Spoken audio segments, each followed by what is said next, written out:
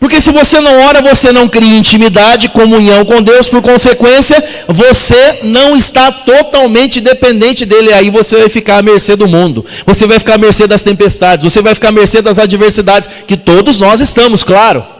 Mas sem essa intimidade, sem essa comunhão, sem essa dependência plena de Deus, tudo começa a ficar mais difícil na nossa vida. Uma outra coisa importante, eu fiz questão de marcar, porque isso para mim é essencial para essa noite, é que nós fomos criados para nos relacionarmos com Deus. Basta você se lembrar, se você tiver com a Bíblia, quiser pegar rapidinho, mas nem precisa. Gênesis 3:8. Quando todas as tardes, sem exceção, todas as tardes, Deus saía pelo jardim do Éden para passear e se entreter com o homem. Nós fomos criados para isso. Deus criou o homem e a mulher para que aquele primeiro casal se relacionasse com ele, tivesse intimidade com ele, tivesse comunhão com ele, tivesse total dependência dele. Não era assim com Adão e Eva no começo? Deus saía todas as tardes. E diz a palavra em Gênesis 3:8, que eles ouviram os passos do Senhor andando pelo jardim, todas as tardes. Ali quando o sol começava a se pôr, é um momento gostoso, né? Deus saía para fazer comunhão com aquele casal, com o homem e com a mulher. Ele queria intimidade com a criação. Ele queria que a criação cada vez mais dependesse dele. E assim era. Adão e Eva dependiam de Deus em tudo. Comia daquilo que Deus mandava ali. Não precisavam nem se vestir. Tudo que eles precisavam tinha ali. E eles oravam todos os dias. Eles falavam com Deus. Eles se relacionavam com Deus. Mas aí veio o pecado. E ali em Gênesis mesmo, logo na sequência, fica claro porque é que se rompeu essa relação, essa comunhão direta com Deus. E aí nós precisamos retomar. Por isso é importante o tema de hoje para todos nós, nessa campanha, em busca dos milagres, em busca daquilo que Deus tem de melhor preparado para nós. Você não vai alcançar nada sem oração. Você não vai alcançar nenhum milagre, você não vai alcançar nenhuma graça, você não vai alcançar a transformação da sua família, você não vai alcançar a sua própria transformação interior e transformação exterior das atitudes sem oração. Não dá, não vai. O trem enrosca. Se não orar, não há transformação. Ponto. A oração é que desencadeia tudo. Padre Jonas sempre falava, e fala até hoje na Canção Nova, que a oração do consagrado move o céu. Quem já ouviu o Padre Jonas falando isso alguma vez? A oração move o céu. Ele falava para nós consagrados, mas a verdade é essa, a oração ela move o céu. Basta você ver o profeta Elias, quando ficou um tempo sem chover naquela região, e ele clamou a Deus que chovesse. Ele orou a Deus. O profeta tinha intimidade com Deus, ele falava com Deus, e Deus escutava e respondia. E quando o profeta pediu, veio a chuva, veio como, diz a palavra, a nuvem como o tamanho da mão de um homem. Alguns olhavam e não acreditavam, mas o profeta acreditou, porque ele falava com Deus, ele tinha intimidade com Deus, e ele sabia que essa intimidade, essa comunhão, gerava dependência total de Deus, e quem depende de Deus é atendido por Deus. Quem depende de Deus recebe a resposta de Deus. E com você não é diferente, comigo não é diferente. Todas as vezes em que eu me afastei da oração, minha vida começou a degringolar. Todas as vezes em que eu me afasto da oração, dessa oração que eu estou dizendo, tudo começa a pipocar. Ou só comigo, com você não? Você fica tudo beleza. Nada, é que você não está se dando conta da coisa. Pode começar a prestar atenção. Começou a piorar, começou a ficar ruim. Quando você foi se afastando da oração. A oração move a mão de Deus em nossa direção. A oração faz com que os céus se abram sobre nós, sobre a nossa casa. Agora, repito, tem que diferenciar a oração de reza, a oração de prática de piedade. A partir de hoje você não vai mais poder rezar o seu rosário ou o seu terço, se você reza um terço por dia ou um rosário, Ou quem sabe você reza só uma Ave Maria, um Pai Nosso de manhã, uma Maria, um Pai Nosso na hora do almoço, uma Maria, um Pai Nosso na hora de dormir. E pronto, achou que está rezado, está orado. Não, oração é intimidade, comunhão. Qual é a essência da oração? Gerar comunhão, intimidade e dependência total de Deus. E aí nós entramos na palavra que foi proposta para essa noite. Eu quero convidar você a pegar comigo. Evangelho de São Mateus, capítulo 15, versículo 21, do 21 ao 28. Evangelho de São Mateus, capítulo 15, versículos do 21 ao 28. Bate um sol de novo aí, meu filho. Aí. Evangelho de São Mateus, capítulo 15, versículos 21 a 28. E aí você vai se lembrar daquilo que nós cantávamos. Vem a mim, dá-me tuas tristezas, tuas dores e o teu coração. Vem a mim, dá-me tuas tristezas, tuas dores e o teu coração. Te amo, és precioso, teu nome gravado está em minhas mãos. Te amo, és precioso, teu nome gravado está em minhas mãos. Veja o que aconteceu com essa mulher. Antes de entrar na palavra, eu quero como que situar você um pouquinho naquela situação. Jesus, vai dizer a palavra aí no versículo 21, ele partiu dali, aonde ele estava, retirou-se para os arredores de Tiro e Sidônia. E eis que uma cananeia originária daquela terra gritava. Uma cananeia era uma pagã. Uma pagã. Pensa na pessoa que, para um católico religioso, assim como eram aqueles do tempo de Jesus, fanáticos, sem a mínima misericórdia, pensa na pessoa mais desprezível para um fanático religioso nos dias de hoje. Não precisa dizer, não. Era mais ou menos isso, ou pior do que você pensou. Era uma pagã. Para os judeus, porque os judeus, eles eram e são até hoje rigorosíssimos com a lei, mas não com a misericórdia. Os judeus, eles têm mais de 600 preceitos que vêm da lei mosaica, da lei de Moisés, e que eles são obrigados, porque são, na sua grande maioria, são fundamentalistas na lei, eles cumprem os preceitos à risca. E Jesus chamou a atenção, né? Que eles cumpriam os preceitos, cobravam o cumprimento, a vivência dos preceitos, mas que na verdade por dentro eram como sepulcros caiados, né?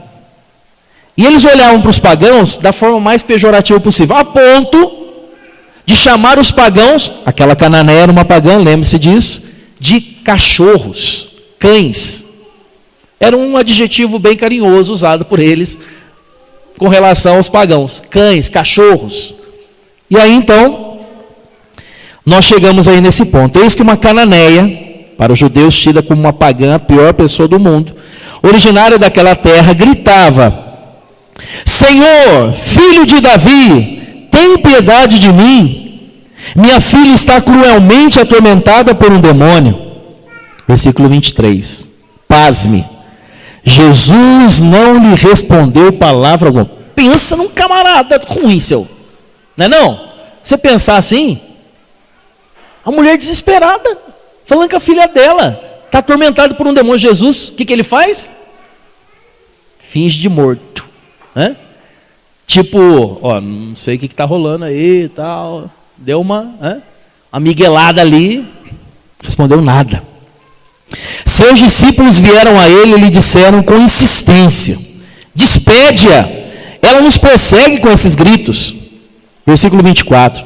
Jesus respondeu-lhes: não fui enviado senão as ovelhas perdidas da casa de Israel? Mas aquela mulher veio prostrar-se diante dele, dizendo: Senhor, ajuda-me. Jesus respondeu-lhe: não convém jogar aos cachorrinhos o pão dos filhos. Está entendendo agora por que falou dos cachorrinhos aí? Jesus foi bem carinhoso para chamar ela de cachorra. Porque Jesus era judeu. E ele deixou claro para ela aquilo que os judeus pensavam dela. Não que ele pensasse aquilo, mas aquilo que aqueles judeus que estavam ali pensavam dela e do que ela estava pedindo. Repito o que Jesus disse. Não convém, versículo 26. Jesus respondeu-lhe: não convém jogar aos cachorrinhos o pão dos filhos. Versículo 27. Certamente, Senhor, replicou-lhe ela, mas os cachorrinhos ao menos comem as migalhas que caem da mesa dos seus donos. Disse-lhe então Jesus: ó mulher, grande é a tua fé, seja-te feito como desejas. E na mesma hora, sua filha ficou curada. Palavra da salvação. Aplauda essa palavra poderosa.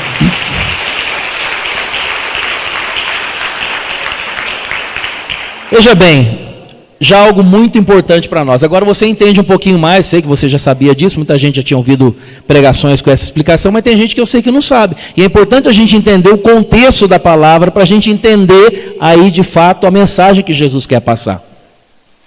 A primeira coisa que para mim me chama muita atenção nessa palavra é que Jesus não responde a orações de desespero. Ele não responde. Ele escuta, mas ele não responde. Quem já fez essa experiência alguma vez de fazer uma oração tipo essa daí e Jesus passar batido? Até hoje você está esperando ele responder para você. Eu já um monte de vezes. Nossa, pensa num tanto de vezes que eu já fiz oração desse jeito, no desespero. Mas não pensa no desespero, meu. Não, pior do que essa pessoa, no desespero mesmo. E até hoje eu estou esperando Jesus responder para mim. Pensa num cara que ficou com muita raiva na hora. Alguém aqui já passou por uma situação assim? De fazer oração no desespero e Jesus? Quem mais, além de mim, já passou batido desse jeito com Jesus? É porque Jesus não responde oração de desespero. Ele sabe que aquela oração não é a oração sincera que brota do coração. Aquela brota da boca. Aquela brota do que a gente está vendo. Aquela não brota de fato daquilo que a gente crê. Não brota do coração. A primeira coisa que eu e você precisamos guardar dessa palavra é que Jesus não responde orações de desespero. Aí você pode pensar, mas esse Jesus é muito insensível, né? Mas que dureza de coração desse homem, não é? Mas não é, é que Jesus sabe que aquilo ali que você está pedindo naquele momento, daquela forma, não é de fato o que você precisa. Ele quer ouvir o seu coração, ele não quer ouvir simplesmente a sua boca. E aqui não estou sendo controverso com o que eu dizia da oração, que a gente tem que falar, que a gente tem que abrir a boca. Não, estamos no contexto da oração. Essa mulher fez uma oração. E nós vamos destrinchar essa oração que ela fez, como a gente está fazendo agora. Mas a primeira coisa, a oração de desespero chega aos ouvidos de Jesus, mas não estremece o coração do Senhor. Guarda isso. Sabe para que você tem que guardar isso? Para você começar a mudar a sua atitude na hora do desespero. E olha que todos nós passamos por situações de desespero. Nós não podemos perder a esperança. Romanos 5,5 diz: a esperança não decepciona. Quem coloca a sua esperança em Deus nunca será decepcionado, nunca será defraudado, vai dizer uma outra tradução. Mas tem hora que, humanamente falando, bate um desespero, a gente não sabe o que fazer. É ou não é? A gente não sabe mais com quem falar, a gente não sabe a quem recorrer. E bate aquele desespero humano. Da gente olhar para o lado e não ver nada, não ver ninguém, vê só um buraco, a gente está lá dentro. E aí vem de fato a depressão, porque o desespero leva à depressão. A angústia, as ansiedades, as crises de ansiedades consecutivas, elas vão nos levando direto para a depressão, para o desespero. Mas essa oração Jesus não responde, Ele espera. É o primeiro passo. É o primeiro sinal que a gente dá para Deus, de que de fato a gente precisa dele. E no primeiro sinal ele precisa esperar. Ele precisa esperar para o nosso bem, para nós mesmos entrarmos numa dinâmica muito importante nesse processo de permanecermos na perseverança da oração, entendendo que oração já não é mais aquilo que quem sabe você pensava. Oração é rasgar a alma, oração é tirar a máscara, oração é rasgar o coração na presença de Deus sem medo, sem receio, falar com Deus assim como eu estou falando com você aqui agora. Se tem que esbravejar, esbraveja. Se tem que xingar, xinga. Eu não estou dizendo que ele não leva em conta as orações de desespero. Tem hora que a gente xinga, que a gente esbraveja. Ele está lá de buenas, ele está sussa, só esperando a gente passar daquele primeiro estágio e chegar no outro. Oração é você tirar a máscara. Tem muita gente que vai para a oração e chega lá todo pomposo, né? E aí, Jesus, é nós, estou aqui, entendeu? O senhor está bem? Eu estou bem também, Jesus, estou seguindo aí. Preciso de algumas coisinhas, mas estou bem. Se o senhor puder dar uma força aí, beleza, senão a gente vai levando. De buenas. Não, tira a máscara. Você está falando desse jeito com alguém que conhece você por dentro, ô trouxa? O que adianta? A gente é muito trouxa, besta. E ele vê no coração e fala, pra cima de mim. Só que ele não fala, né? Ele fica esperando a gente. Mas assim, eu fico imaginando Jesus dentro dele, ele pensando nisso aí. É muito trouxa, é muito besta. Como se eu não estivesse vendo.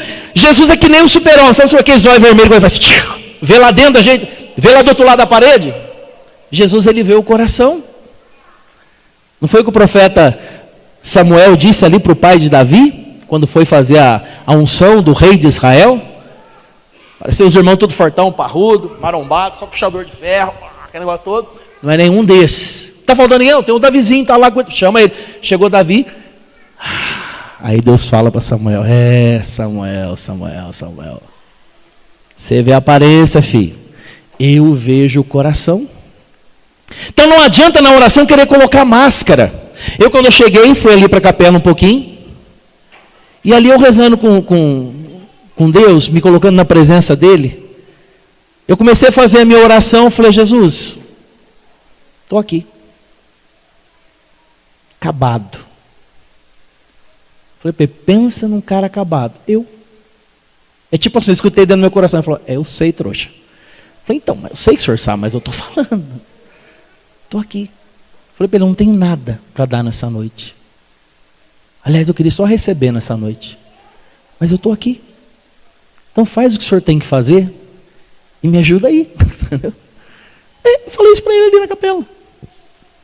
Agora, porque ele chega, Jesus, estamos aqui agora, vamos lá, Jesus, nós dois, hein? Nós dois no fogo, vamos lá, sapatilha de fogo, vamos botar para quebrar, Jesus, é nós. Eu não estava assim. Eu estou agora. Mas eu não estava assim. Eu falei para ele do jeito que eu estava. Assim como essa mulher. Veja, chegou um ponto em que ela viu que ela precisava entrar numa outra dinâmica. E Jesus foi muito pedagógico com ela.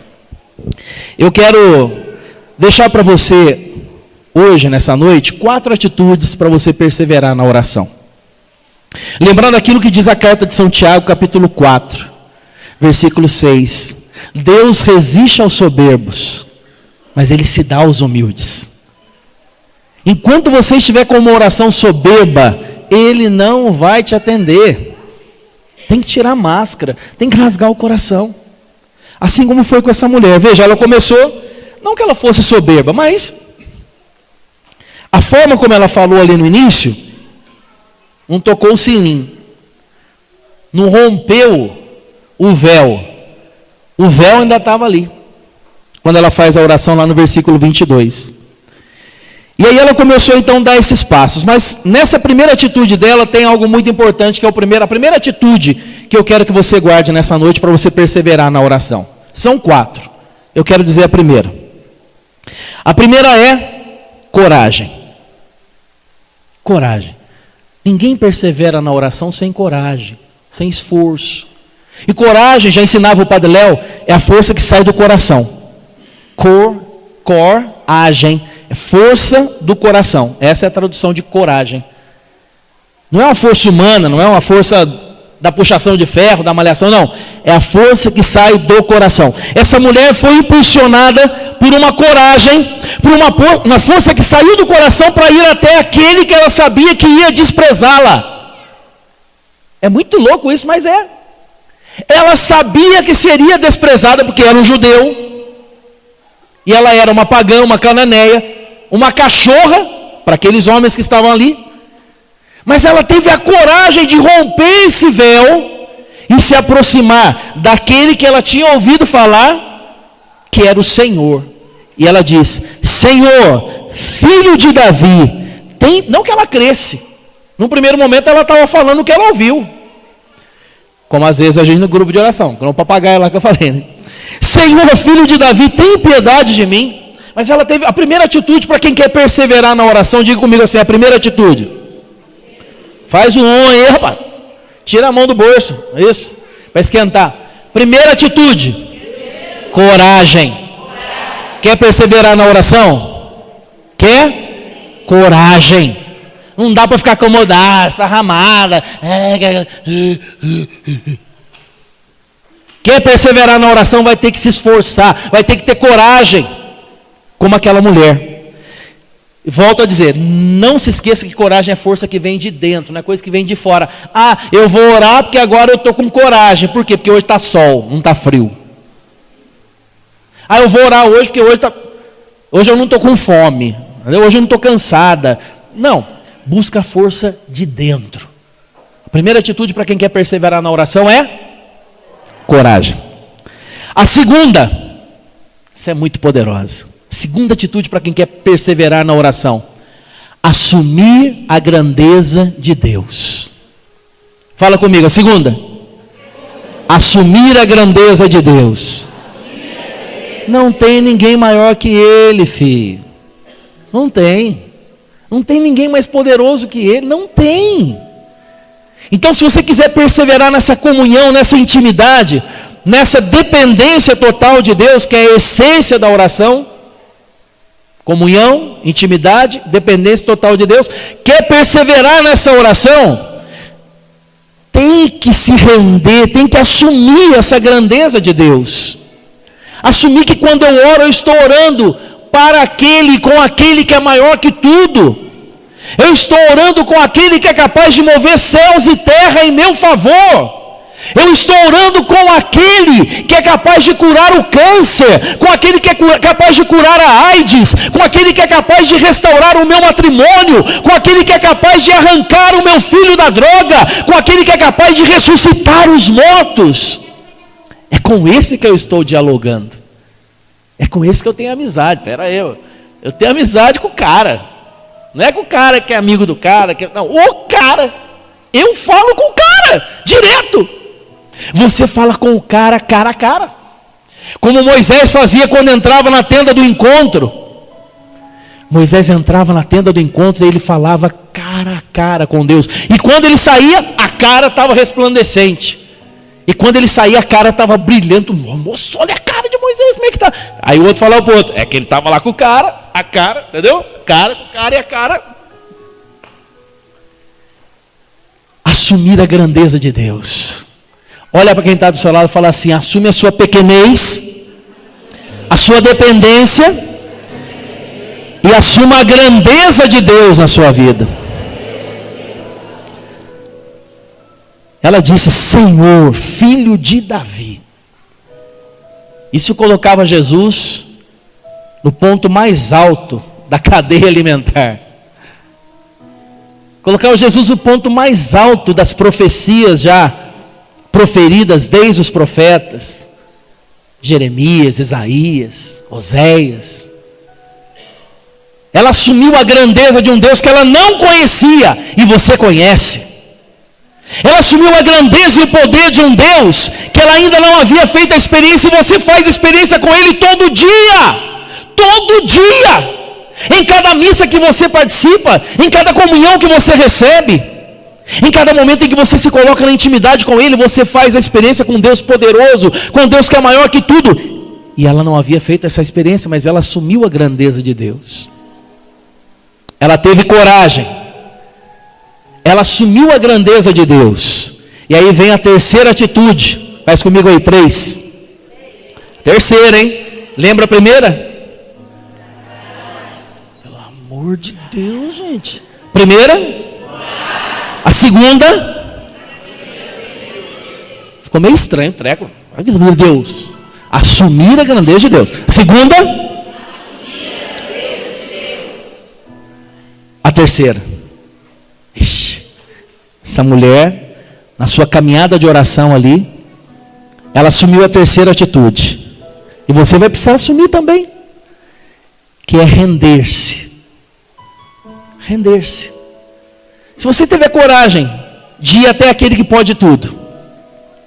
Se você assumiu que Ele é grande, que Ele é poderoso, que Ele é o único capaz de fazer o que você precisa, tem que se render. Jogar tudo por terra e falar, estou aqui. Olha o que essa mulher disse. Versículo 24. Quando Jesus é muito sincero com ela. Jesus diz, não fui enviado senão as ovelhas perdidas à casa de Israel. Ou seja, só para os judeus que estavam perdidos, não para os pagãos. Naquele primeiro momento, Jesus veio para o seu povo, para os judeus. Porque eles não aceitaram, nós somos alcançados. Nós somos hoje os pagãos, graças a Deus não mais, né? Que já aceitamos Jesus como nosso Senhor. Mas nós, que não éramos o povo de Deus, o povo escolhido de Deus, nós fomos alcançados como essa mulher foi alcançada. Pagãos éramos nós, se não fosse a graça de Deus. E Jesus foi muito sincero, disse, eu fui enviado para as ovelhas perdidas à casa de Israel. Mas veja que lindo, essa mulher se rendendo diante de Jesus, quando o versículo 25 diz, mas aquela mulher veio prostrar-se diante dele. Prostrar, sabe o que é prostrar-se? Quem sabe o que é prostrar-se, levanta o braço. O que é prostrar-se? Hã? Não, prostrar-se é isso aqui.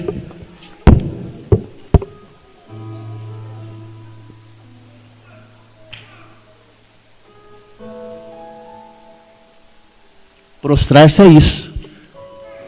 Isso aqui é ajoelhar. Isso aqui é meio ajoelhar. Isso aqui é levantar. Prostrar-se aí com a cara em terra. Totalmente rendido. Isso é prostrar-se.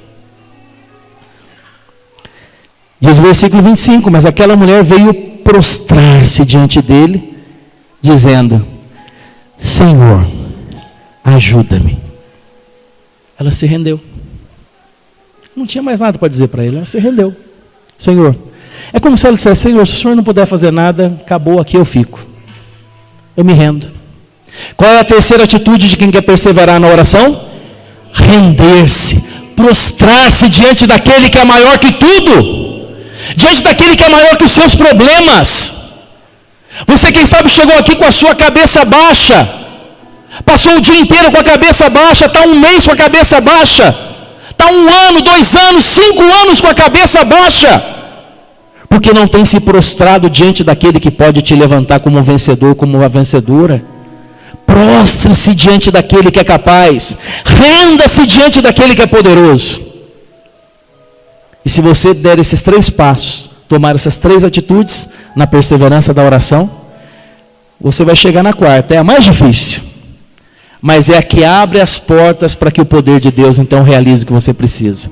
A 4ª atitude é humilhar-se. Humilhar-se. E veja, versículo 27. Quando ela foi chamada de cachorrinha pelo Senhor, olha o que ela diz. Certamente, Senhor, replicou-lhe ela, tipo, tudo bem, Senhor, eu sou uma cachorra mesmo. Se é o que esses homens estão dizendo, eu assumo que eu sou, não tem problema. Certamente, replicou-lhe ela. Mas veja, isso estraçalhou o coração de Jesus. Mas os cachorrinhos, Senhor, ao menos comem as migalhas que caem da mesa dos seus donos. Isso daí dilacerou o coração de Jesus, pronto. O último passo para quem quer perseverar na oração. Veja que a gente está fazendo aqui é um itinerário de oração. Se você quer alcançar a graça que essa mulher alcançou, a cura da sua filha, a libertação da sua filha, você vai ter que ter essas 4 atitudes. Primeiro, você precisa ter coragem. Segundo, assumir a grandeza de Deus. Terceiro, render-se, prostrar-se. E quarto, humilhar-se. Se você cumprir esses 4 passos, esse itinerário na oração, você vai alcançar todas as graças que você precisa. Não todas as que você quer. Porque nem tudo que a gente quer é graça. Mas tudo que a gente precisa, a gente alcança pela força da oração. Tenha coragem. Não permita mais que o mundo dite as regras na sua vida. Tenha coragem. Tenha coragem. Ele vai realizar a obra na sua vida. Quero convidar você a ficar em pé. E com essa coragem, assumindo a grandeza de Deus na sua vida, se rendendo, se prostrando diante dele, e com toda a humildade, dizendo a ele aquilo de fato que agora está no seu coração, porque se você prestar atenção em todo esse itinerário de oração daquela mulher, Jesus fez com que ela chegasse no centro daquilo que ela precisava de fato. Ela primeiro precisava ter o seu coração aquebrantado, para que Jesus pudesse, através dela, curar a sua filha. Se você deseja viver agora essa dinâmica da oração, levanta bem alto os seus braços. Feche seus olhos um pouquinho. E agora com as suas palavras, orando, porque isso é orar, com as suas palavras, abra a sua boca e assuma esse compromisso com Deus nessa noite, dizendo que você deseja entrar nessa dinâmica nova da oração.